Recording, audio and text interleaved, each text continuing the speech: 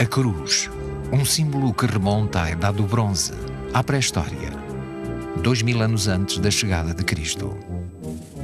Um símbolo que tem estado presente em diferentes culturas há milhares de anos. Uma marca, um sinal, uma tortura, uma coordenada, um símbolo, um encontro, um emblema, um eixo, uma união, um Deus. Uma insígnia que se transformou no estandarte de uma religião, de uma civilização, de uma fé. Nunca um símbolo tão simples veio a comunicar tanto. A Semana Santa surge em torno da cruz como a via sacra. E este emblema manteve-se até aos nossos dias nos cortejos processionais. Todas as irmandades abrem o cortejo com uma cruz de guia desde o século XVIII. Um elemento que representa a irmandade e que é estandarte e altifalante. A cruz de guia comunica ao povo que a procissão se aproxima, que Cristo vem e que a sua estação de penitência já começou. Como surge esse fenómeno social, cultural e religioso? Foi algo criado pela Igreja? O que representa? Qual o seu significado? Estaremos perante uma manobra da Igreja Católica para promover o cristianismo?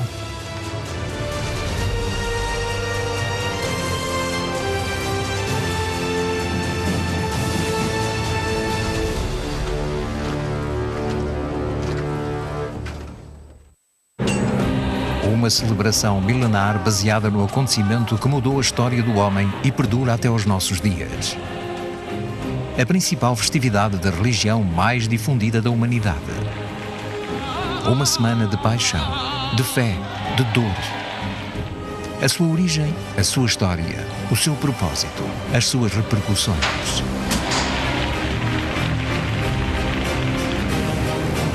Paixão e morte.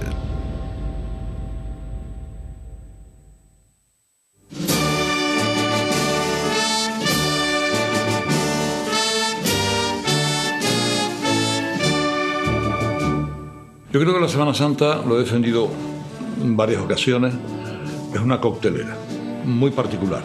Unos le echan más experiencia primaveral, otros experiencia sensorial antropológica, otro pertenencia a determinados colectivos, tu barrio, tu gente, indudablemente la fe. A otros les gusta la expresión artística, para otros es un contrato con la memoria, acordarse de cuando a ti te llevaba tu padre y tú has llevado a tu hijo después, ¿no? Así que cada uno coge el cóctel, hace el cóctel y luego se lo bebe.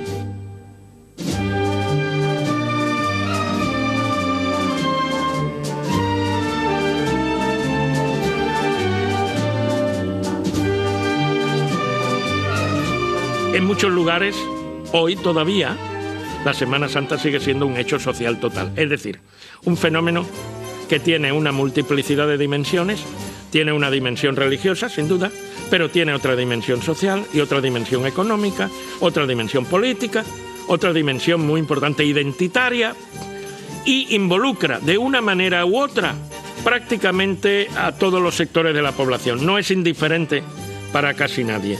La Semana Santa es un compendio de manifestaciones de carácter heterogéneo, en el que lógicamente la base es la religión, pero es el momento, el periodo del año en el que se manifiestan muchas identidades, ¿no? Por ejemplo, muchos emigrados acuden a ejercer ese rito en sus lugares de orígenes.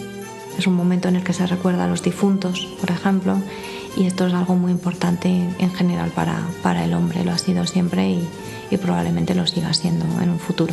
Es que la Semana Santa es la misma cada año, pero no lo es, porque la Semana Santa son las circunstancias de cada persona y cada persona no llega a la Semana Santa de la misma manera.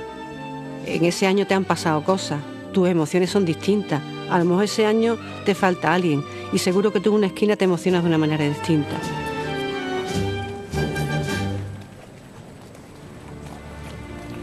Ao longo da história, o cristianismo em geral e a Igreja em particular tiveram um objetivo claro: dar a conhecer a mensagem de Cristo ao mundo, a sua vida, a sua obra y os seus ensinamentos.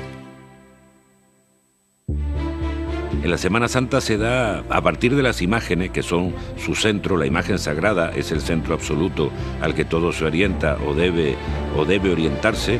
Hay una explicación, una catequesis, una apologética, un discurso emocional, religioso, sentimental, organizado en torno a lo visual, lo auditivo y lo táctil. Muy importante y muy coherente.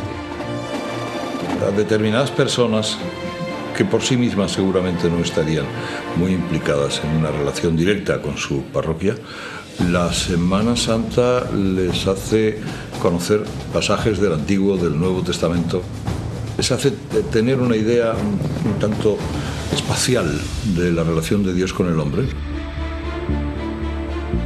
El fin de la Semana Santa es conmemorar, hacer memoria de la pasión, muerte y resurrección de Jesús. Una conmemoración que no es un mero recuerdo, sino litúrgicamente se trata de traer de nuevo ese acontecimiento central para los creyentes que significa la salvación de sus almas. El calado de la Semana Santa es muy importante, ¿no? Porque está jugando con los sentimientos religiosos, ¿no? Yo creo que el gran poder que tiene la Iglesia siempre es la muerte, el no saber qué hay después, ¿no? Y claro, el mensaje de la Semana Santa es igual que el de la Navidad o igual que de la Iglesia en general, es poderosísimo, pero realmente la Semana Santa es la muerte y la resurrección, que en el fondo es lo que todos los humanos queremos.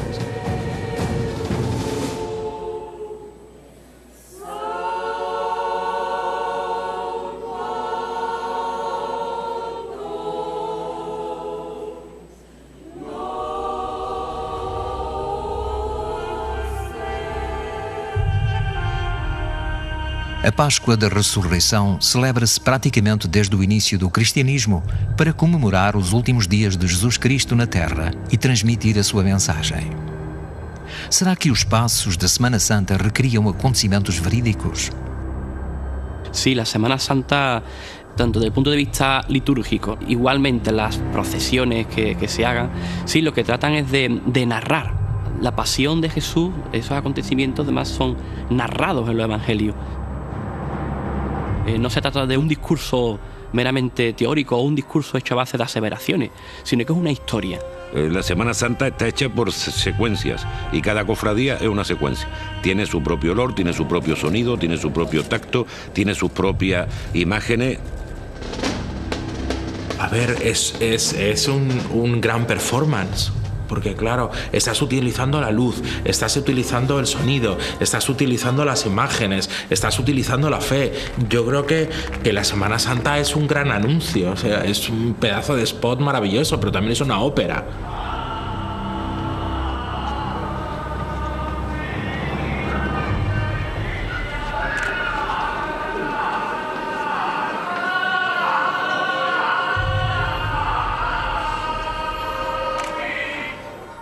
Yo soy consciente cada vez que retransmitimos la Semana Santa de que no estoy hablando de cosas de la cabeza, son cosas del alma.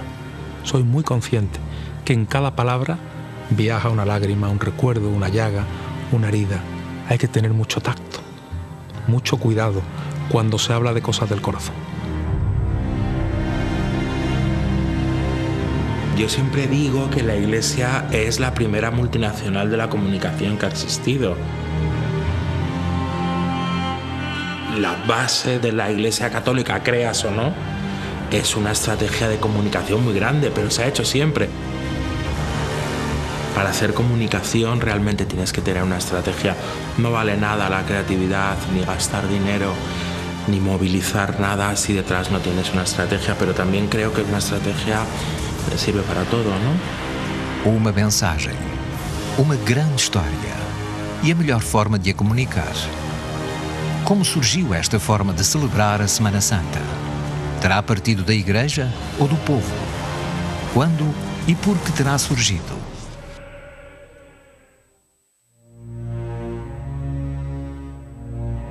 a Igreja da Anunciação de Sevilha. É a sede da Irmandade do Val que sai em procissão na Quinta-feira Santa pelas ruas da cidade. As paredes do templo guardam uma peça de enorme valor para a cristandade. Uma prova física da paixão de Cristo.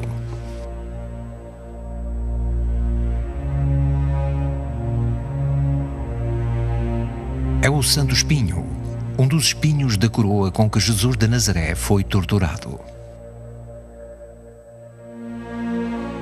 Uma relíquia guardada durante séculos pela Irmandade. Relíquias como esta são adoradas pelos fiéis e constituem um motivo de orgulho para as Irmandades que as abrigam. Muitas delas estiveram na origem dessas Irmandades e remontam a histórias e lendas de viagens à Terra Santa. ¿Qué efecto tiveram entre os fiéis?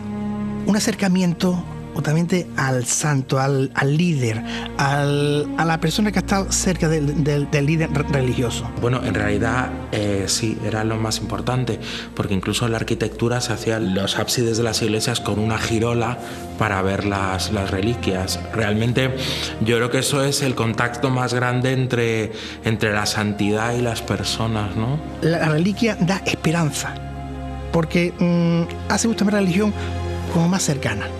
El santo no es algo alejado, alguien alejado, sino alguien cercano, que tiene huesos como nosotros. As relíquias, verdadeiras ou fraudulentas, surtiam efeito pois davam a entender ao povo que a história de Jesus era verídica, fornecendo provas físicas. No entanto, em 1517, algo viria a fazer tremer os pilares da Igreja Católica.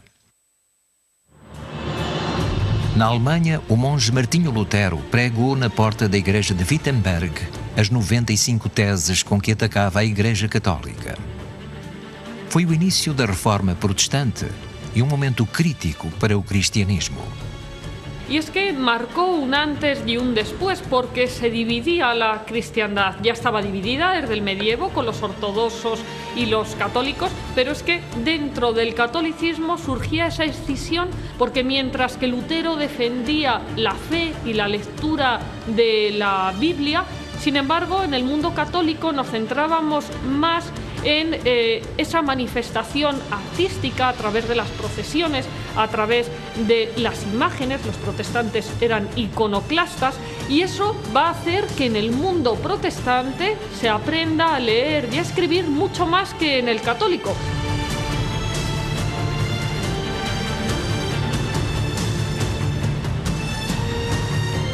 Para el católico es importante justamente los sacramentos, el templo, lo visible. El católico quiere ver, necesita ver. El protestantismo le da más importancia a la revelación, la predicación, la fe. Entre 1545 e 1563, durante o Concílio de Trento, o catolicismo tomou várias medidas contra o movimento reformador de Lutero, que se expandia de forma imparável pela Europa Central. El Concilio de Trento sobre todo lo que hace es defender que a través de una serie de imágenes que besamos, lo decía así en un texto literal del propio Concilio de Trento, veneremos y veamos a Dios a través de esas imágenes que besamos. Es decir, la imagen es un medio, una forma de alcanzar la divinidad. ¿Eso cómo lo hace? Pues lo hace fundamentalmente de una forma catequética, es decir, mostrando aquellos aspectos que debían didácticamente enseñarle al pueblo. Enseñar los diferentes momentos de la pasión, las diferentes iconografías, las diferentes formas de cómo se comportó Cristo, de cómo se comportó Jesús en cada una de esas escenas, de forma que poco a poco se va trasladando primero a partir de la figura del crucificado, luego a partir de la figura del Nazareno y luego a través de esas representaciones que conocemos como misterios, que no son otra cosa que toda una serie de personajes que acompañan a la figura principal que es Cristo. É então que a Semana Santa adquire a dimensão teatral que mantém até aos dias de hoje. Através destas procissões, a liturgia sai para as ruas, aproximando-se do povo. Sí, la ciudad se convierte en un templo abierto, pero no solamente en un templo abierto, sino en una especie de casi de escenario teatral. en el cual el fiel que está asistiendo a la contemplación de una procesión religiosa no es simplemente un espectador, sino que forma parte de esa procesión. A religião é vivida socialmente como um espetáculo que envolve toda a cidade. Pretender-se-ia conquistar os espíritos através dos sentidos? Es como una catarsis colectiva, lo que ocurre cuando nos encontramos ante una procesión, ¿no? Entonces, en todo eso es importantísimo los sentidos. Todo este polo sensorial que tiene que ver con los sentidos es fundamental y todo tiene que salir perfecto para que la persona, el espectador, la persona que está allí viviéndolo, viéndolo, lo sienta, se sienta parte de esa procesión.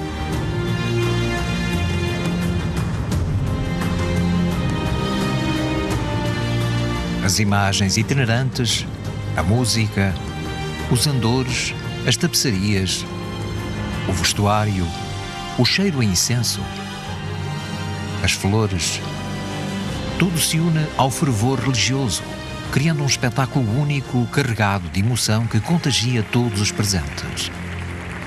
La emoción es el elemento más importante de la publicidad, evidentemente. No hay manera de vender un producto si no es con emociones. O sea, me da igual que te hagan reír, que te hagan llorar, pero la publicidad desde luego no puede ser fría. Esta tornou-se a celebração mais importante do cristianismo e uma forma de comunicação perfeita com o povo. Mas como é que esta tradição atravessou o Atlântico? Será que a Igreja Católica traçou o mesmo plano para evangelizar a América? Como terão os indígenas acolhido a religião?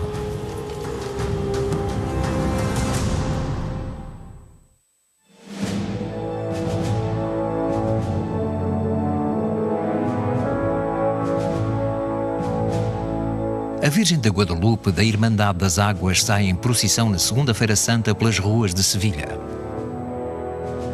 O seu nome é uma homenagem à padroeira do México.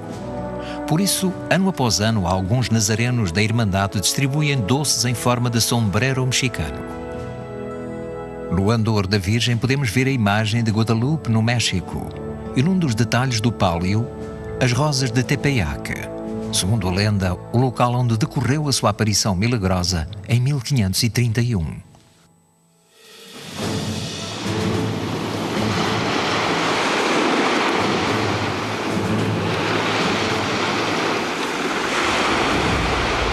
Em 1492, Cristóvão Colombo chega à América. Nas suas bandeiras, armas e estandartes havia um elemento que se repetia: a cruz. En las primeras expediciones a las Indias, cuando Colón todavía pensaba que estaban llegando a Catay o Zipango, se produjo ya una entrada de miembros del estamento eclesiástico. Lo que pasa es que al principio las espadas se dedicaron durante la primera mitad del siglo XVI a la conquista de los antiguos territorios azteca, inca o también de la civilización maya que había sucumbido. A primeira foi uma viagem de expedição. A segunda teve outro objetivo: a conquista. 17 navios e uma tripulação de 1.500 homens, entre os quais muitos marinheiros, mas também militares e um grande número de monges franciscanos. La gente que fue al Nuevo Mundo era una gente muy inculta y sobre todo arrasamos culturas y perdimos mucha cultura, pero realmente pues evidentemente para la Iglesia fue maravilloso. Se da la paradoja de que los españoles se centraron tanto en la evangelización que en el siglo XIX, cuando se produce la independencia de las colonias hispanoamericanas del continente, la mayor parte de la población no dominaba el uso del castellano como lengua. Sin embargo, conocían a Cristo porque se habían hecho catecismos en las lenguas nativas para los mapuches, para los aymaras, y esto hace que se vea como franciscanos, dominicos y luego también mercedarios agustinos y jesuitas se centraron, por órdenes de la corona, en evangelizar antes que en castellanizar el Nuevo Mundo. A 21 de setembro de 1496, na ilha de La Espanhola, Frei Ramón Pané batizou o primeiro nativo em território americano. A partir de então, até os nativos adquirirem os costumes do Velho Mundo, como a Semana Santa, passou apenas um século. Las primeras procesiones en Hispanoamérica fueron prácticamente un calco de las procesiones tanto castellanas como especialmente andaluzas. ¿El por qué? Bueno, pues porque todos aquellos que se enrolaban camino de América llevaban sus devociones particulares al crucificado, al nazareno, a la dolorosa, y la trasladaban a un tipo de procesión que sería prácticamente calcada. Desde el siglo XVI tenemos atestiguadas procesiones en Popayán, por ejemplo, en Colombia, o también en otros territorios como Guatemala.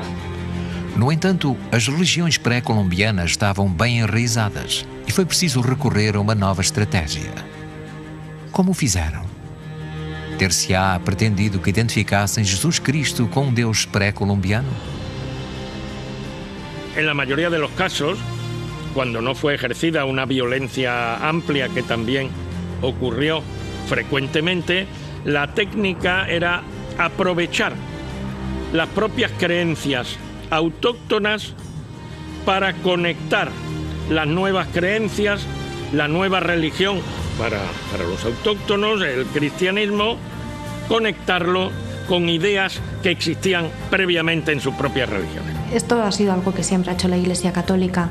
Nunca ha hecho cultos de sustitución, sino que ha hecho cultos sincréticos. Entonces las diferencias están en función de aquellos recursos con los que los misioneros se encontraron cuando llegaron. Nas colónias da Ásia e da Oceania, o catolicismo chegou da mesma forma pela mão dos monges evangelizadores. No entanto, a forma de viver a paixão de Cristo na Ásia e na América é muito diferente. A que se deverá este facto? Cuando llegan los evangelizadores españoles, tanto a América como a Asia, se va a producir una mezcla de culturas y en ese enriquecimiento mutuo también van a empezar a interpretar ese sacrificio que se oficia en la Eucaristía con el cuerpo y la sangre de Cristo en torno a los recuerdos, las vivencias que ellos tenían con los sacrificios incluso humanos. De ahí que empiecen a surgir interpretaciones sincréticas de ambas religiones, de los cultos paganos y de la religión cristiana.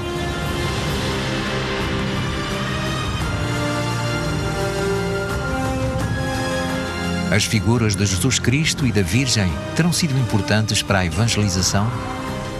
O que simbolizam estas figuras na sociedade da era contemporânea? Elas constituíram um verdadeiro estímulo para o catolicismo.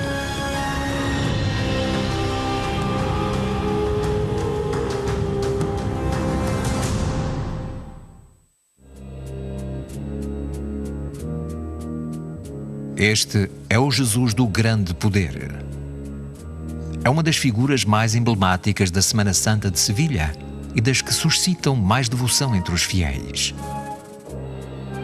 Feita em madeira de cedro, dizem que nenhuma figura de Jesus de Nazaré retrata tão bem o sofrimento, a dor, a misericórdia. Chamam-lhe o Pai de Sevilha. La figura del Padre en nuestra cultura tradicional tiene dos dimensiones. Una, la figura de autoridad, del que tiene poder y un cierto alejamiento. Y otro nivel, o la otra cara de la moneda, es la figura paternal, en el sentido de figura cercana, de confianza, protectora. Lo cierto es que para todos nosotros, para todos los creyentes, Pues en Jesús también vemos, no solamente hay una presencia de Dios Padre y del Espíritu Santo, desde el punto de vista teológico, sino que además existe esa figura del protector, del guía, del que nos da la vida. Por eso lo llamamos nuestro Padre. Al gran poder van a verlo cada día gente que ni te imaginas, de todas las condiciones sociales. Van a ver a su madre y van a ver a su padre. Y como tal le hablan. Le hablan y le tutean y dice: pero es que no me has echado cuenta tú hoy. Es que yo te pedí lo que te pedí y estoy esperándote. Así le hablan los sevillanos a sus Cristos y a sus vírgenes. Está en nuestra cultura, yo entiendo, humanizar la divinidad. Entonces, es fe, es religión, es creencia, pero es una religión de bolsillo, una religión que roza a veces lo vulgar. Necesitamos echar al suelo todo el cielo para creer en lo que creemos, y eso es muy de nuestra cultura. Esta figura paternal e maternal de Jesus e Maria difundiu-se após o Concílio de Trento pela Europa Católica e teve um grande acolhimento. O que pretenderia a Igreja com isso? A Virgem já seria adorada antes de Trento? ¿Terá sido algo deliberado o casual? Bueno, son los grandes prescriptores, ¿no? En publicidad siempre tenemos prescriptores, ¿no? Un señor que te vende un coche o un señor que te vende un café como George Clooney, pero ellos son los grandes prescriptores, ¿no? O sea, Jesús es el amor del Hijo, el Padre, y la Virgen María es la Madre. Nosotros que en publicidad solemos siempre buscar iconos, pues son dos iconos, evidentemente, ¿no? A Semana Santa ajudou a potenciar esta imagem, levando em procissão as figuras de Cristo e da Virgem. Pai que sacrificou a vida pelos filhos. E uma mãe que sofre e chora pelo filho. Porque têm todas estas imagens expressões de dor e sofrimento. O que tentam mostrar, o que transmitem. El dolor y el sufrimiento lo que viene a transmitir es un mensaje de cercanía de la parte más humana de Dios. Así lo indicaba el Concilio de Trento, en acercar la parte humana a ese fiel cercano. Y yo creo que hay un ejemplo muy claro, en la firma del contrato del crucificado llamado de la Clemencia. Se produce en el año 1604 en Sevilla. El arcediano Vázquez de Leca le encarga a Juan Martínez Montañé, el mejor escultor del momento, que le haga un crucificado que tiene que estar vivo y que tiene que cumplir una condición muy especial. Y es que debe parecer que aquel fiel que se coloca a sus pies, arrodillado, pareciera como si le estuviera hablando, como si le estuviera reconviniendo por sus pecados, como si hubiera una especie de relación muy muy cercana, que al fin y al cabo es lo que acaba justificando la imagen. Esa cercanía que en algunos casos, como en el mundo, digamos, del sur de España, está más ligado a la idea de la belleza, de la cercanía, de la niñez incluso en el caso de las vírgenes, y en otros casos, como en el mundo castellano, se aumenta el sentido pasionista. La finalidad es la misma, la de acercar el hombre a la figura de Dios mediante una imagen. Espanha, Itália, Portugal, a América Latina e as Filipinas foram alguns dos locais onde a figura do Pai Jesus e da Mãe Maria tiveram melhor acolhimento por parte dos fiéis. Que outras divindades também nos fazem lembrar as figuras maternal e paternal?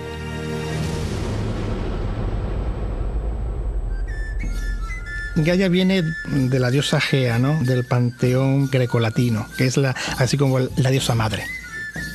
Y Pachamama está dentro del ámbito andino, Perú, Ecuador, Bolivia, de la época prehispánica. Son diosas madres, pero diosa justamente la madre tierra que sustenta. Es un culto a la fertilidad. No es un culto afectivo madre, como si fuese madre humana, sino es algo más agrario. Os evangelizadores espanhóis chegados à América rejeitaram todo o culto divino. No entanto, houve diferentes elementos que os evangelizadores decidiram manter. Por que o fizeram? Isso continuará a estar presente no catolicismo latino-americano?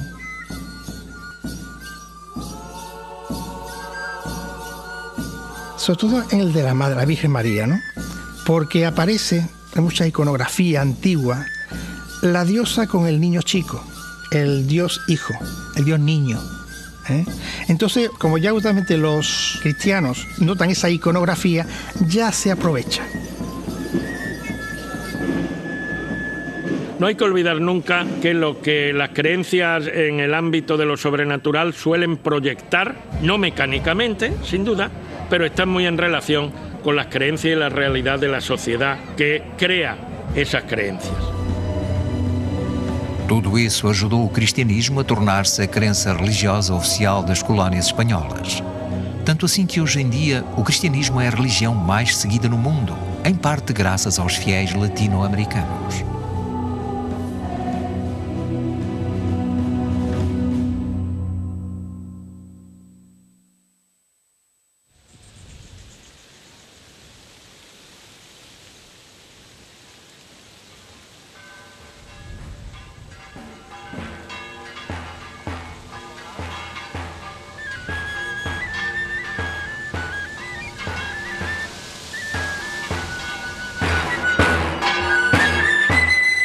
No sul de Espanha, em pleno coração do Parque Natural de Doñana, encontra-se a aldeia de El Rocío. Uma população com pouco mais de 1000 habitantes que durante alguns dias por ano recebe quase 1 milhão de peregrinos vindos de todas as partes do mundo. Isto acontece durante o fim de semana do domingo de Pentecostes, como ponto máximo da Páscoa cristã e em honra a uma imagem de origem lendária, a Virgem del Rocío. O início da devoção àquela que também é conhecida como Pomba Branca e Rainha das Marismas remonta ao século XV, uma época em que ainda perduravam os ecos de séculos de domínio muçulmano na Península Ibérica.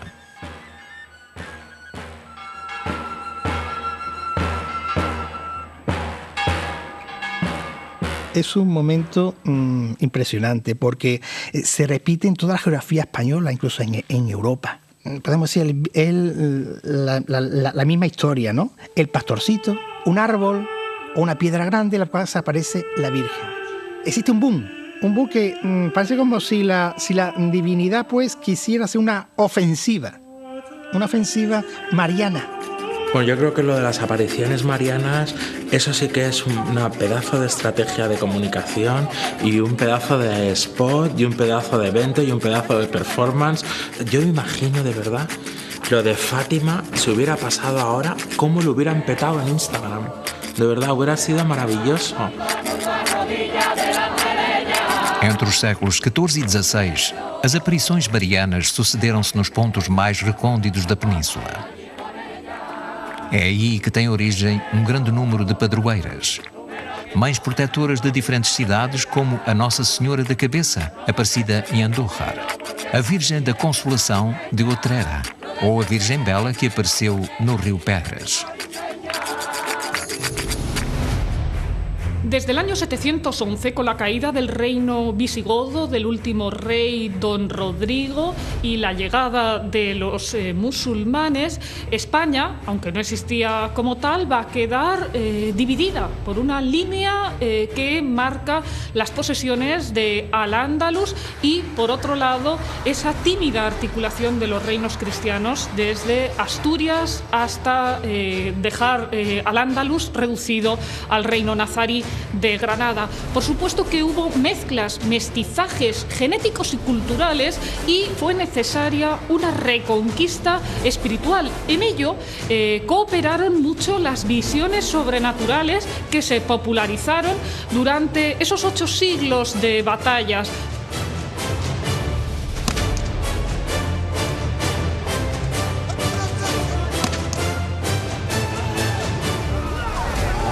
Durante 7 séculos, a Península Ibérica esteve sob o domínio muçulmano.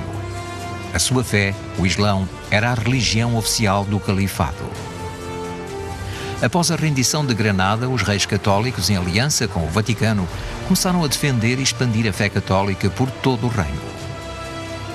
Muitas zonas da península tinham voltado ao catolicismo à medida que a reconquista avançava, mas muitas outras tinham adorado Alá durante 7 séculos.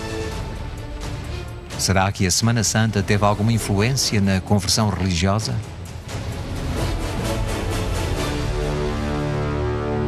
No es casualidad que coincida la Reconquista con esos primeros orígenes de la Semana Santa, porque al fin y al cabo la Semana Santa es una autoafirmación o una reafirmación, de forma que había que mostrar públicamente una serie de elementos como podía ser la creencia en la pasión de Cristo. Cuando se produce la reconquista, cuando se producen las conversiones de una religión a otra, hay que hacer públicas protestaciones de fe. Al fin y al cabo la Semana Santa es eso. Eso ocurrió con los conversos judíos que constantemente se autentificaban mediante signos cristianos. Se colocaban el apellido Santa María o incluso alardeaban de comer mucho el cerdo. Pues esa, digamos, reafirmación es la misma que podía ocurrir en el mundo de la reconquista. Se había triunfado sobre el enemigo, sobre el Islam, y había que reafirmarlo no solamente con un culto interno, sino también con un culto externo. Além da sua origem milagrosa e das lendas que surgiram em torno das aparições, a figura da Virgem Maria adquiriu uma importância-chave entre os fiéis e tornou-se, para muitos, na principal figura de devoção. Por que esta adoração à Mãe de Deus?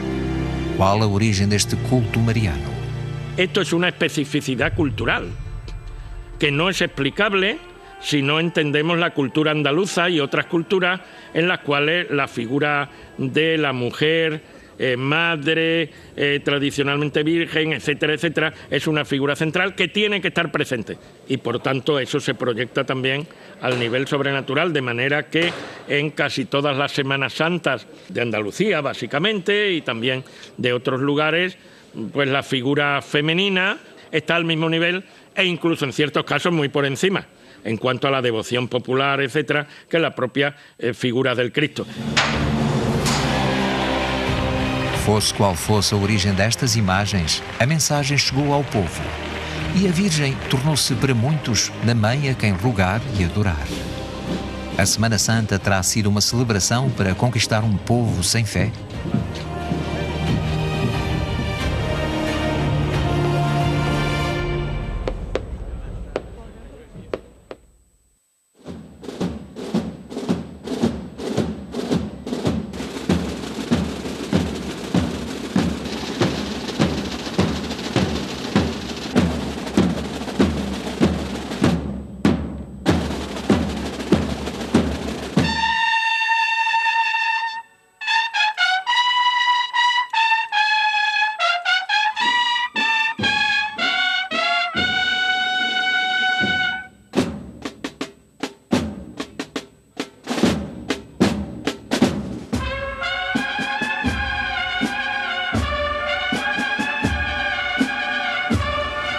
Em Sevilha, a Semana Santa é vivida todos os dias do ano. A Semana da Paixão sempre transcendeu a sua função original e a devoção das Irmandades estrutura uma boa parte da vida social e cultural da cidade.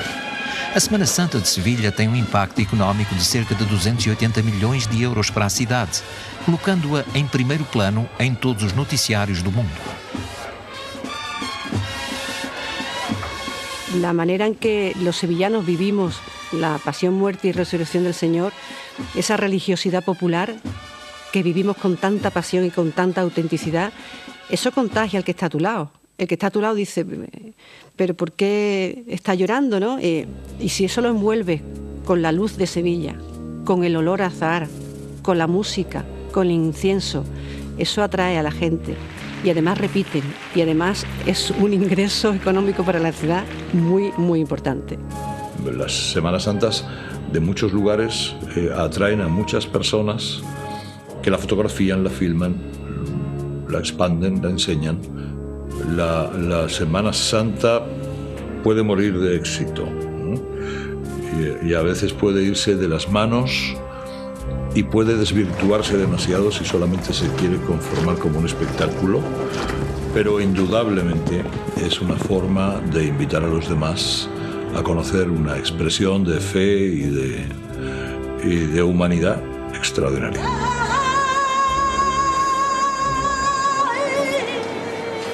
Hay que distinguir entre turismo y morbo, porque muchas veces no se entiende los ritos que están ejecutando. Estoy pensando, por ejemplo, en San Vicente de la Sonsierra, en La Vera, en Bercianos de Aliste, donde sistemáticamente cada año aparecen titulares hablando de elementos morbosos. que el turista muchas veces no entiende, pero ese rito tiene un sentido para la persona que, por cualquier causa personal, por tradición, por convicciones, lo lleva a cabo, ¿no?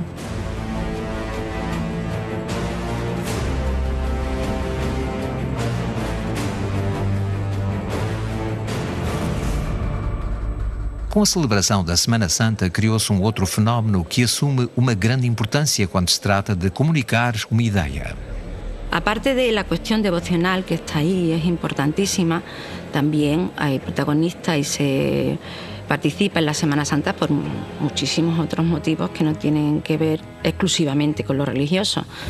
Motivos de prestigio social, motivos de sociabilidad, de simplemente estar en determinadas agrupaciones, cofradías, hermandades, y motivos de identidad, motivos identitarios, pues porque te identificas realmente con el sitio donde se realiza esa procesión o esa actuación. La pertenencia a una cofradía, a una hermandad, tiene explicaciones antropológicas. Es pertenecer a una comunidad, es tener un signo de identidad en tu barrio, es tener un signo de identidad casi en tu memoria. Yo creo que el ser humano es una dicotomía y por una parte quieres ser muy independiente, pero por una parte quieres formar parte de una comunidad. Necesitamos, porque somos gregarios. Necesitamos compartir también la devoción, también la fe. Piensa que es algo tan potente que si lo hiciéramos solo de manera individual perdería mucho sentido. Sobre todo si hablamos de una fiesta callejera, porque estamos hablando de una fiesta en las calles. Es curioso cómo las personas justamente que participan en una procesión, pues sus sentimientos se exacerban, se expanden, van justamente como burbujeando y todo el mundo pueda participar de ese burbujeo sentimental. El pueblo pide procesión. Desde as origens da celebração da Semana da Paixão e Morte, o objetivo foi sempre o mesmo: dar a conhecer a mensagem de Deus, comunicar ao povo como foram os últimos dias da vida de Jesus de Nazaré e fazer ver aos fiéis o sacrifício pelo qual é recordado. A Semana Santa, uma celebração cujo fim era e continua a ser promover o catolicismo. Uma fé representada na cruz, um dos símbolos mais antigos da humanidade, que vai muito além do lenho em que morreu Jesus Cristo. Um símbolo milenar adotado pelo cristianismo para comunicar